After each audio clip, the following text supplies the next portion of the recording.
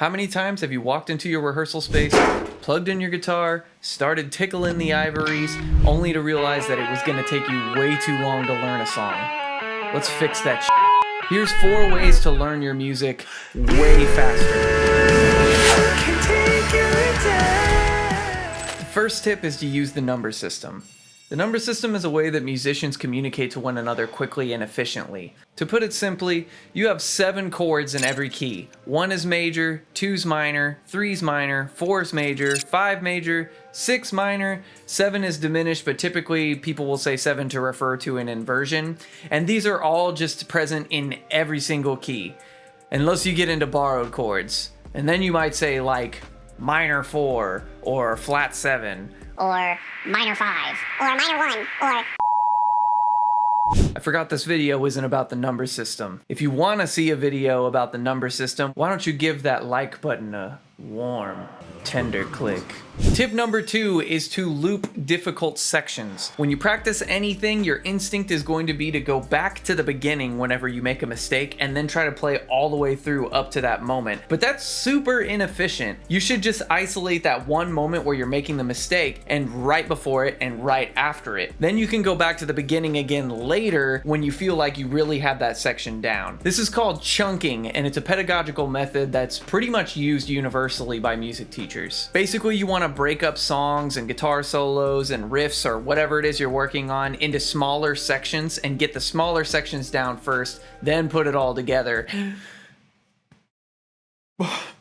To do this, you need to use a program like VLC Media Player or like the Amazing Slowdowner. So apparently there's a desktop version of the Amazing Slowdowner, but I've only ever used a mobile one. Essentially, it lets you loop sections, slow them down, change their key, and then like forward to the next section of the song. It's super, super convenient. I'd highly recommend it. Or you can just use VLC on your computer, which is super, super easy to do. You literally just click the A-B button when you want it to start, and then the A-B button again when you want it to start looping back. It's super simple. You can also slow down playback with VLC, and you can take that really, really far. In fact, you can take it to the point where you can't even understand what's happening anymore. These 2 things were a total game changer for me for gig prep. It's so much easier to prepare, especially for those guitar solos that have quick licks where it's kind of hard to identify what all the individual notes are. I know that there's a lot of other programs and similar things that do this sort of stuff, so if you have any that you can recommend, please leave it in the comments. It's always nice to have more tools in the belt, Bob the Builder style.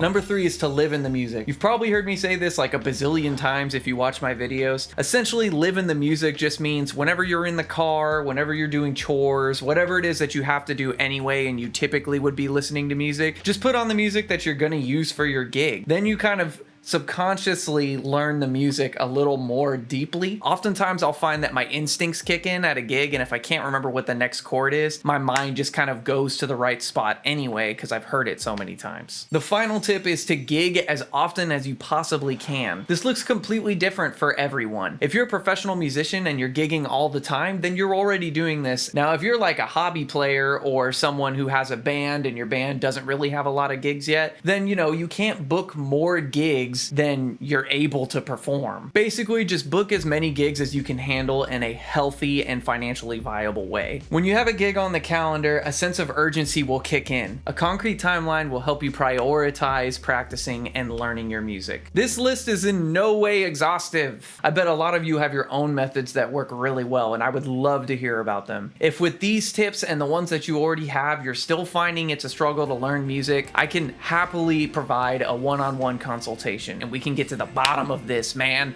We can get to the bottom of this. I believe in you.